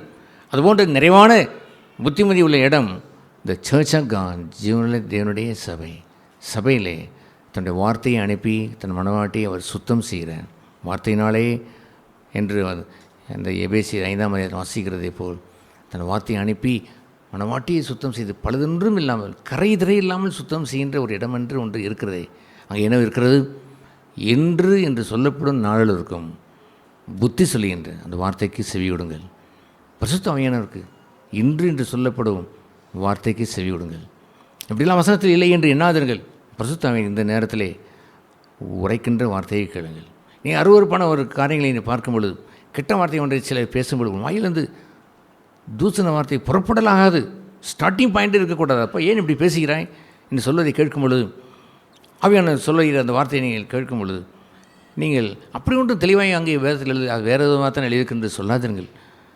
அல்லது ஒரு மாம்சத்தின் இச்சைகள் என்று சொல்லும் பொழுது, களியாட்டுகள் என்று சொல்லுகின்ற நேரம் வரும்பொழுது வேதவசனத்தை புறக்கணித்து விட்டு ஜெபிப்பதற்கு நேரமில்லை என்று இப்பொழுதுதான் சொல்லிவிட்டு வந்துவிட்டு ஆண்மணி அவர்கள் கொண்டு கழித்திருக்கக்கூடிய கொஞ்சம் நேரம் ரிலாக்ஸாக இருக்கக்கூடிய ஒரு கிரிக்கெட் பார்ப்பதோ ஏதாவது ஒன்றை பார்ப்பது தவறில்லை தான். நான் கூட நியூஸ் பார்க்குறேன் சில நேரங்களிலே.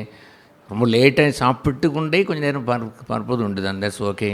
களியாட்டுகள் என்று ஒன்று வருகிறது. களியாட்டுகள் மாம்சத்தின் கிரியை இதுவும் களியாட்டுகளப்பா என் ஆண்டவர் சொல்லுவார் என்றால் அது என்ன களியாட்டுகள்? அதெல்லாம் கிடையாது. வெறித்து குடித்து வெறிப்பு தான் களியாட்டு. சினிமாவுக்கு போகிறேன் களியாட்டு என்று சொல்லுவது no. The Holy Spirit says to you. உங்களுக்கு அவர் சொல்லும் பொழுது ஒபே இட், கீழ்ப்பிடிங்கள். அப்படி இல்லை என்றால் உங்கள் இருதயம் கடினப்பட்டு போய்விடும் என்று எபிரேயர் 3 சொல்லவில்லையா? ஒருவருக்கொரு புத்தி சொல்லலை என்று சொல்லுகின்ற சபையை குறித்து மேன்மையை அவர் கூறவில்லையா? புத்தி சொல்லி ஆறுதல் படுத்தி அவர்களை தேர்தல் செய்தவர்களை ஊன்ற கட்டுகிற ஒரு சபையிலே தன் வார்த்தையை அனுப்பி அவர் கிளென்ஸ் பண்ணுகிற கழுவுகின்ற சபையில் அதை கேட்கிற வார்த்தைகளை அப்படியே கேட்டிருந்திருக்க வேண்டாமா? கேட்டு வாழ்ந்திருந்திருக்க வேண்டாமா? எனவே ஆண்டவர் கேட்டார், நீங்கள் கேட்கிற விதத்தை குறித்து கவனமாக இருங்கள். உங்கள் வாழ்வை செழிக்க வைப்பது அதுதான். எவ்வளவு கேட்டு பலன் தருகிறீர்களோ அவ்வளோ அதிகம் கொடுக்கப்படும். உள்ளவனுக்கு இன்னும் கொடுப்பேன், அவன் ஆசீர்வதிப்பேன். பலன் கொடுத்து இருப்பான், செழித்து இருப்பான். அவனுடைய பரலோகத்தில் பொக்கிஷம் சேர்ந்து இருக்கும். அவனுடைய களஞ்சியத்தில் தோரை மூடை அடுக்கி இருக்கும். இங்கே இது உளுந்து மூடை அடுக்கி இருக்கும். இங்கே ஏராளமான அவனுடைய விளைச்சலை குவித்து வைத்திருப்பான். Is rich man. உலகத்தில் உள்ள ரிச் மேன் அல்ல. இந்த உலகத்துடைய ரிச்சஸை நாம் என்ன என்று மதித்து நாம் பேசுவது, அதற்கு ஒரு மதிப்பையும் ஆண்டவர் தரவில்லை. உண்ணவும் உடுக்கவும் இருந்தால் போதும் என்று அவர் சொல்லிவிட்டார். போதுமென்று மனதுடனே கூடிய தெய்வபக்தி அல்லவா ஆதாயம். அந்த ஆதாயத்தை மிகுந்த ஆதாயத்தை நீ சேர்த்து கொள்ளாமல் உலகத்தில் ஆதாயத்தை நீ பேசி என்ன பிரயோஜனம்? மனுஷனே, இந்த களஞ்சியத்தை கட்டி அடுத்த களஞ்சியத்தை நான் கெட்டப் போகிறேன் என்று பேசிக்கொண்டா இருக்கிறாய். இதை வைத்து உனக்கு ஒரு பிரயோஜனம் இல்லை, ஒரு லாபம் இல்லை. உலகத்தையே நீ வைத்து கொண்டா கிடையாது, ஒரு லாபம் உனக்கு இல்லையப்பா. அந்த ஒரு லாபம் இல்லை என்று சொல்வது களஞ்சியத்தில் வராவிட்டாலும் பரவாயில்லை, அவனுடைய நெஞ்சத்தில் சமாதானம் இருப்பதில்லை. ஒரு சமாதானம் இருக்காது, ஒரு தூய பக்தியும் இருக்காது, தாழ்மை என்று ஒரு வார்த்தை கூட இருக்காது, அகரம் கூட அவனுக்கு தெரிந்திருந்திருக்காது. அவனுடைய வாழ்க்கையிலே பண்புள்ள ஒரு ஜீவம் என்பதை, கிறிஸ்தவ வாழ்க்கை என்பதை, கிறிஸ்தவனுடைய மகிமை என்பது ஒன்றும் தெரிந்திருக்காது. No profit. உலகத்தை நீ ஆதாயப்படுத்தி கொண்டாலும் உன் ஆத்மாவிற்கு ஒரு லாபமும் இல்லை. இந்த உலக ஐஸ்வர்யத்தை நான் பேசுகிறோம். செழித்த வாழ்க்கை முதலாவது இதிலே கொண்டவன் இவையெல்லாம் தானாக வரும் என்று ஆண்டவர் சொன்னார். அது எப்படி தருவார் என்று தெரியுமா? I know my father. என்னுடைய தகப்பன், என்னை ஆதரிக்கிற தகப்பன் யார் என்று அறிவேன். உங்களுக்கு இன்னது தேவை என்று அறிவேன். உங்களுக்கு தேவை இன்னதென்று அறிந்து கொடுப்பேன். உணவு கூட என்ன சமைக்கலாம் என்று சில சமயங்களில் அப்படி இப்படி என்று பேசி கொண்டிருப்பார்கள். நான் யோசிப்பேன். ஆண்டவர் சொன்னார், எண்ணத்தை புசிப்போம், எண்ணத்தை குடிப்போம் என்று நாளைக்கு அனுசியாதீர்கள். இதற்கு போய் போட்டி போட்டுக்கொண்டு பேசி கொண்டார்கள். உங்களுக்கு இன்னது தேவை என்று யார் அறிந்திருக்கிறார்? அல்லேலூயா. அவர் ஒரு டயட்டிஷியனை போல் எனக்கு தேவையானதை அவர் கொடுப்பாராம். ஒரு பெரிய ஜனாதிபதிக்கு தான் டயட்டிஷியன் கூடயே போவான். போனவுடன் ஜனாதிபதிக்கு அதெல்லாம் கூடாது, இதெல்லாம் கூடாது, கொஞ்சம் ஒரு கப்பு கூழ் கொண்டு வைக்க வேண்டும், கொஞ்சம் முந்திரி பருப்பு கொஞ்சம் வைக்க வேண்டும், கொஞ்சம் லெமன் ஜூஸ் கொஞ்சம் வைக்க வேண்டும், இவ்வளோண்டு சோறு தான் வைக்க வேண்டும், கொஞ்சம் பருப்பு வைக்க வேண்டும், அப்புறம் அவ்வளோதான். அதுவும் கொடுக்கக்கூடாது. கொடுத்தினா தன்னை செத்து போய்விடுவார். அதனால் ஜனாதிபதி நாங்கள் 100 வருஷம் வைத்திருக்க வேண்டும், அதனால் நல்லா வைத்திருக்க வேண்டும் என்று கூடவே ஒருத்தன் வருவான். டயட்டிஷியன் என்றால் என்ன சாப்பிட வேண்டும் சொல்வதற்கு ஒருவன் வருவான். நல்ல ஆண்டவர் என்ன சொன்னால் தெரியுமா? உங்களுக்கு இன்னது தேவை என்று அறிந்து நான் என்ன செய்வேன்? கொடுப்பேன். போதாதான்? அல்லேலூயா. அவருடைய கடல் முழுவதும் சமுத்திரம் முழுவதும் சொத்துக்கள் தான். ஆண்டவர் என்ன சொன்னால் தெரியுமா? போ, ஒரு செக் எழுதி தரேன், ஒரு வரி பணம் கட்டுவதற்கு தான் காசு வேணும், அவ்வளோதானே, நீ போய் நீ பேங்க்கில் செக்கு போடுவதை போல் துண்டிலை போட்டு ஒரு உரை மீன் தான் பிடிப்பாய். இந்த உரை மீனை வாயை திறந்தால் ஒரு வெள்ளி காசு தான் இருக்கும். 2வது துண்டிலாம் போட்டு விடக்கூடாது. அத்தனை நம்முடைய தான். வேண்டுமென்றால் நினைச்சு கொள்ளலாம், போட்டுக்கொள்ளலாம். நான் சொல்லுவேன், போய் போட்டு எடுத்துக்கொண்டு வா என்று சொல்லுவார். வரிப்பணம் கட்டுவதற்கு ஒரு வெள்ளி காசு, வெறும் வெள்ளிப்பணம் என்றால் ஒரு வெள்ளிப்பணம் கொடுப்பார்.